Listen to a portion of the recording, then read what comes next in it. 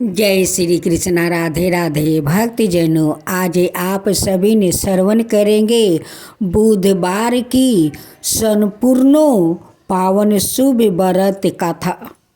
अपना संतान को चाहिए कि माता पिता को कहना माने। उनकी कहना ना मानने से क्या होता है सो तो आगे चल कर वो देखते हैं। माता पिता का कहना ना मानने का वो फल मिल जाता है। तो आइए भक्तजनों सुनते हैं। शांतिपुर नगर में कृष्णा मुरलीवाला नाम का एक व्यक्ति रहता था। वो बहुत धनवान था। कृष्णा मुरलीवाला का विवाह शांतिपुर नगर की सुंदर और गुणवती लड़की राधिका से हुआ था। एक बार कृष्णा मुरलीवाला अपनी पत्नी को लेने बुधवार के दिन वो शांतिपुर नगर गया। कृष्णा मुरलीवाले ने पत्नी के माता पिता से वो राधिका को विदा कराने के लिए कहा। माता पिता बोलते हैं, बेटा आज बुधवार का दिन है। बुधवार को किसी भी शुभ कार्य के लिए यात्रा करना ठीक नहीं होता है। लेकिन कृष्णा मुरलीवाला नहीं माना। उसने ऐसी शुभ अशुभ की बातों को नहीं मानने की बात कहता है। बहुत आग्रह करने पर राधिका के माता पिता ने बेबस होकर दोनों को विदा कर देता है। दोनों ने बैलगाड़ी से यात्रा आरंभ कर देता है। 2 कोस की यात्रा के बाद उसकी गाड़ी का एक पहिया टूट जाता है। वहां से दोनों पैदल ही यात्रा शुरू कर देते हैं। रास्ते में राधिका को प्यास लग जाती है। कृष्णा मुरलीवाले से उसने कहा, हे स्वामी मुझे प्यास लगी है। एक पेड़ के नीचे बैठा कर जल लेने चला जाता है। थोड़ी देर बाद जब कृष्णा मुरलीवाला कहीं से जल लेकर वापस आया तो वह बुरी तरह हैरान हो उठा, क्योंकि उसकी पत्नी के पास उसकी ही शकल सूरत का एक दूसरा व्यक्ति बैठा था। राधिका भी कृष्णा मुरलीवाला को देखकर हैरान रह गई। वह दोनों में कोई अंतर नहीं कर पाई। कृष्णा मुरलीवाले ने उस व्यक्ति से पूछा, तुम भाई कौन हो और मेरी पत्नी के पास क्यों बैठे हो? कृष्णा मुरलीवाला की बात सुनकर उस व्यक्ति ने कहा, अरे भाई जाओ तो यहाँ से, यह मेरी पत्नी राधिका है। मैं अपनी पत्नी को ससुराल से विदा करा कर लाया हूँ। लेकिन तुम कौन हो भाई जो मुझसे ऐसा प्रश्न कर रहे हो? कृष्णा मुरलीवाला ने लगभग चीखते हुए कहा, तुम जरूर कोई चोर या ठग हो। यह मेरी पत्नी राधिका है। मैं इसे पेड़ के नीचे बैठा कर जल लेने गया था। इस पर उस व्यक्ति ने कहा, अरे भाई झूठ तो तुम बोल रहे हो। राधिका को प्यास लगने पर जल लेने तो मैं गया था। मैंने तो जल लाकर अपनी पत्नी को पिला भी दिया है। अब तुम चुपचाप यहाँ से चलते बनो, नहीं तो किसी सिपाही को बुलवा कर तुम्हें पकड़वा दूंगा। दोनों एक दूसरे से लड़ने लगा। उन्हें लड़ते देखकर बहुत से लोग वहाँ इकट्ठा हो गया। नगर के कुछ सिपाही भी वहाँ आ गया। सिपाही उन दोनों को पकड़कर राजा के पास ले गया। सारी कहानी सुनकर राजा भी कोई निर्णय नहीं कर पाया। राधिका भी उन दोनों में से अपना वास्तविक पति को नहीं पहचान पाई। राजा ने दोनों को कारागार में डाल देने के लिए कहा। राजा के फैसले पर असली कृष्णा मुरली वाले भयभीत हो उठा। तभी आकाशवाणी हुई, कृष्णा मुरली वाला, तूने राधिका के माता पिता की बात नहीं मानी है और बुधवार के दिन अपने ससुराल से जबरदस्ती अपना पत्नी को विदाई करके ले जा रहा है। यह सब भगवान बुध देव के प्रकोप से हो रहा है। कृष्णा मुरली वाले ने भगवान बुध देव से प्रार्थना की कि हे भगवान बुध देव, मुझे क्षमा कर दीजिए, मुझसे बहुत बड़ी गलती हो गई है। भविष्य में अब कभी बुधवार के दिन यात्रा नहीं करूँगा और सदाए बुधवार को आपका व्रत किया करूँगा। कृष्णा मुरली वाले ने प्रार्थना करने से भगवान बुध देव ने उसे क्षमा तो कर दिया। तभी दूसरा व्याकृत राजा के सामने से गायब हो गया। राजा और दूसरे लोग इस चमत्कार को देखकर वो हैरान हो गया। भगवान बुध देव की इस अनुकंपा से राजा ने कृष्णा मुरली वाले और उसकी पत्नी को सम्मान पूर्वक विदा कर दिया। कुछ दूर चलने पर रास्ते में उन्हें बैलगाड़ी भी मिल गया। बैलगाड़ी का टूटा हुआ पहिया भी वो ठीक हो गया था। दोनों उसमें बैठकर शांतिपुर की ओर चल दिया। कृष्णा मुरली वाले और उसकी पत्नी राधिका दोनों बुधवार को व्रत करते हुए आनंद पूर्वक जीवन वो बिताने लगे। भगवान बुध देव की अनुकंपा से उनके घर में धन संपत्ति की वर्षा होने लगी। जल्दी ही उनके जीवन में खुशियाँ ही खुशियाँ भर गया। बुधवार का व्रत करने से स्त्री पुरुष के जीवन में सभी मंगल कामनाएं पूरी होती है और व्रत करने वाले को बुधवार के दिन किसी आवश्यक काम से यात्रा करने पर कोई कष्ट भी नहीं होता है। तब बोलो बुध भगवान की जय, गणेश भगवान की जय। गणेश जी की कथा। एक बार कुबेर ने भगवान शिव जी और माता पार्वती को भोज पर बुलाया। भगवान शिव जी ने कहा, वो कैलाश छोड़कर कहीं नहीं जाते हैं, इसलिए नहीं आ पाएंगे। माता पार्वती जी ने कहा, मैं अपने स्वामी को छोड़कर कहीं नहीं जा सकती। तब भगवान शिव जी ने कहा, आप हमारे स्थान पर गणेश को ले जाओ। तब कुबेर श्री गणेश जी को अपने साथ भोज पर ले गया। वहाँ उन्होंने मन भर कर मिठाई और मोदक खाया। वापस आते समय कुबेर ने उन्हें मिठाई का थाल देकर विदा कर दिया। लौटते समय रात हो चुका था। चंद्रमा की चांदनी में गणेश जी अपने वाहन मूषक पर बैठकर आ रहे थे। उसी समय अचानक उनका वाहन मूषक वो डगमगा गया। इस कारण से गणेश जी भी वो डगमगा गए थे। यह सब चंद्रमा ऊपर से देख रहे थे। उन्होंने जैसे ही श्री गणेश जी को डगमगाते हुए देखा तो वो अपनी हंसी रोक नहीं पाया और उनका मजाक उड़ाते हुए बोले, इतने विशाल काया और एक छोटे से मूषक पर बैठे हो, और हंसने लगे। चंद्रमा की बात सुनकर गणेश जी को गुस्सा आ गया। उन्होंने सोचा कि घमंड में चूर होकर चंद्रमा इस प्रकार से मेरा मजाक उड़ा रहा है।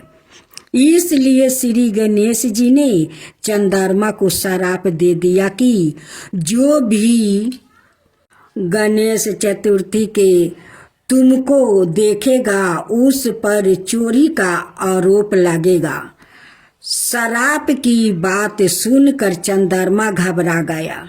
उन्हें अपनी गलती का अभ्यास हुआ और उन्होंने शीघ्र ही श्री गणेश जी से क्षमा मांगी। कुछ देर बाद जब गणेश जी का गुस्सा शांत हुआ तब उन्होंने कहा, मैं श्राप तो वापस नहीं ले सकता, परंतु तुम्हें एक वरदान देता हूँ कि गणेश चतुर्थी के दिन तुम्हें देखने वाला व्यक्ति यदि अगली गणेश चतुर्थी को तुम्हें पुनः देखेगा तब उस पर से चोरी का आरोप हट जाएगा। इसके अतिरिक्त एक और कहानी सुनने में आती है कि गणेश जी ने चंद्रमा को उनका मजाक उड़ाने पर श्राप दिया था कि वो आज के बाद चंद्रमा किसी को दिखाई नहीं देगा। चंद्रमा के क्षमा मांगने पर उन्होंने कहा कि दिए गए हुए श्राप का परिणाम तो तुम्हें भोगना ही पड़ेगा। श्राप मैं वापस नहीं ले सकता, लेकिन एक वरदान देता हूँ कि तुम माह में एक दिन किसी को भी दिखाई नहीं दोगे और माह में एक दिन पूर्ण रूप से आसमान पर दिखाई दोगे। बस तभी से चंद्रमा पूर्णिमा के दिन पूरे दिखाई देते हैं और अमावस्या के दिन नजर नहीं आते हैं। तब बोलो गणेश भगवान की जय। अब दूसरा गणेश जी की कहानी। एक अति सुंदर अप्सरा थी, उसका नाम तुलसी था। उसको उत्तम पति की इच्छा थी, इसके लिए वो सदाए उपवास, जप, व्रत, तीर्थ यात्रा आदि करती रहती थी। एक बार भगवान श्री गणेश गंगा किनारे तपस्या कर रहे थे। उसी समय उस अप्सरा ने ध्यान मगन श्री गणपति को देख रही थी। भगवान श्री गणेश एक सिंहासन पर बैठकर तपस्या कर रहे थे। उनके पूरे शरीर पर चंदन लगा था। उन्होंने जेवर पहने थे और फूलों की माला पहनी हुई थी। भगवान गणेश बहुत ही सुंदर दिखाई दे रहे थे। भगवान श्री गणेश जी को देखकर वह अप्सरा आकर्षित हो गई। उन्हें ध्यान से जगाने हेतु उसने पुकारा, हे एकदंत, हे लंबोदर, हे बरक ठुंढे। श्री गणपति का ध्यान भंग हुआ। श्री गणेश जी ने आंखें खोली तो सामने तुलसी अप्सरा दिखाई दिया। उन्होंने उसे पूछा, हे माता, आप मेरा ध्यान क्यों भंग कर रही है? उसने उत्तर दिया, मैं आपसे विवाह करना चाहती हूँ। श्री गणपति ने कहा, मैं कभी विवाह नहीं करूँगा, मोह पास में नहीं पड़ूंगा। इस पर उस अप्सरा ने क्रोध में आकर कहा कि मैं आपको श्राप देती हूँ। आपकी इच्छा ना होने पर भी आपको विवाह करना पड़ेगा।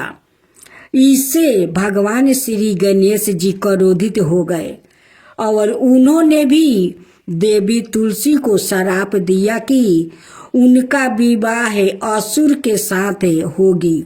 आप पृथ्वी पर वृक्ष बन जाएगी।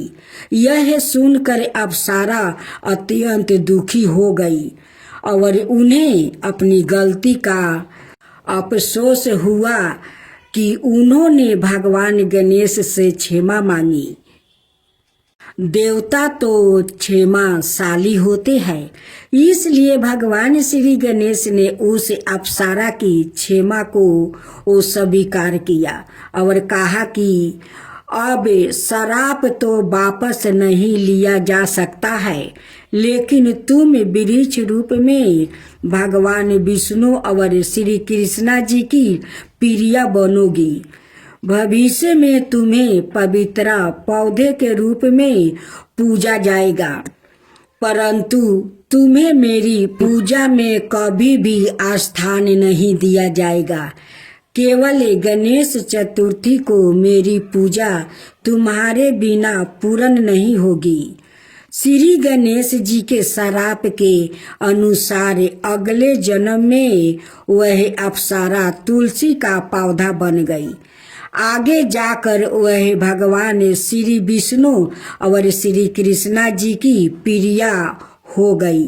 श्री विष्णु और श्री कृष्णा जी की पूजा में तुलसी का स्थान सबसे ऊपर रहता है।